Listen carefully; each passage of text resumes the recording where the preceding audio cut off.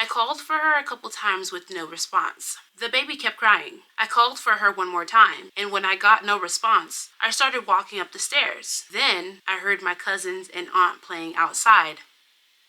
Oh.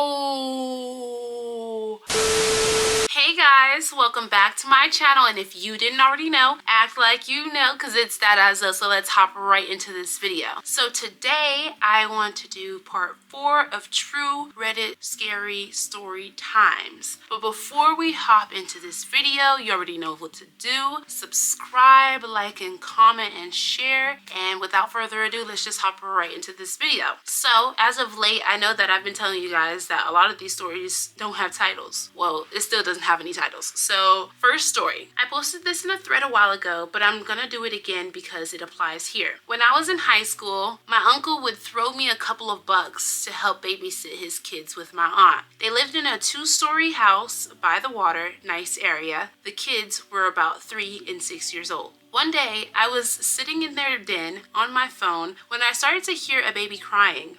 Oh, hell no. I'm gonna tell you guys something about that in a little bit, like a superstition that my family has. Thinking it was the 3-year-old, I headed to the bottom of the stairs to check and see if my aunt was up there dealing with it. I called for her a couple times with no response. The baby kept crying. I called for her one more time, and when I got no response, I started walking up the stairs. Then I heard my cousins and aunt playing outside. Oh, I would have started running. I would have started running. All the hairs on my body stood up, and I literally felt a chill run down my spine. I quietly turned around and walked down the stairs, got in my car, and drove away. The baby, in quotation marks, was still crying when I closed the door behind me. A few years later, I was drunk at a family party and told my uncle the story. He told me that he and his wife used to hear the baby too, and apparently the previous owners had a kid die of SIDS in that room. It's SIDS in that room upstairs. He's uber Catholic and he had mass said for the baby. He said after that it never happened again. Still gives me the willies when I talk about it though. Honestly, it's kind of funny that the person literally dipped when they're supposed to be babysitting, but why was the aunt there if you were the one that was supposed to be babysitting the 3 and 6 year old? That's kind of odd. Like, both of y'all babysitting, then there's no need. Why are you even there? But also, you left you left them without saying a word. You like, shoot, what happens happens.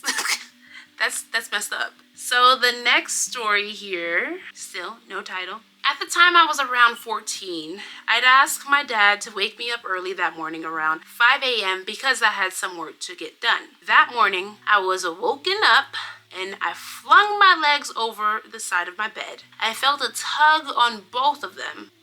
What?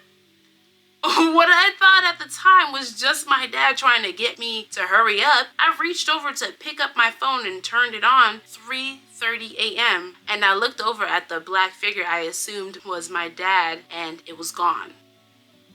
Bruh, not the shadow figures coming for you! What did you do? Hold on. That's actually really scary. Ooh, okay. Let's do another story because I'm really getting into the spooky season. Okay. No title, story number 3. I currently live in a haunted house. I've heard voices, footsteps, lights have been turned on and off. One of the ghosts has a thing for silverware. I hear it clattering in the drawer all the time. And sometimes a knife or two will end up in the wrong slot in the drawer. But the strangest / scariest experience I've had was the first night I spent in the house. I wasn't finished moving in. There were boxes everywhere. I didn't even have my mattress up there yet. I was bedding on an old futon mattress, watching a video on my phone when I get the pins and needles feeling on my feet, falling asleep. Except it wasn't on my feet. It was on top of my head in the shape of a hand. What? I said goodnight and turned off my light and tried to go to sleep. When I woke up, my closet door was ajar. But other than that, everything was otherwise untouched. I guess whoever my unseen roommate is just wanted to check out who I was first night. Oh, not you calling the ghost your roommate. Not you trying to formulate some type of relations. That is wild. I would never claim this ghost. That is not a roommate. That is an intruder. Or maybe you are the intruder because you moved into the haunted house where, you know, they had fun doing their own thing until you came about. But that's crazy. I've always heard that you should never let a ghost touch you because then, like, I think you'd either die or like they have some type of connection with you and like they're able to possess you, something of the sorts. But you guys know the story about the baby crying. Well, in my family's superstition, if you ever hear a baby crying at night, bro, book it. Run so fast and do not turn around at all, because it is believed that this thing is not a baby. It's kind of like what you guys would call a shapeshifter, but we call it a lugau. And that's a lot to do within Hades culture and superstitions and like monsters and stuff like that.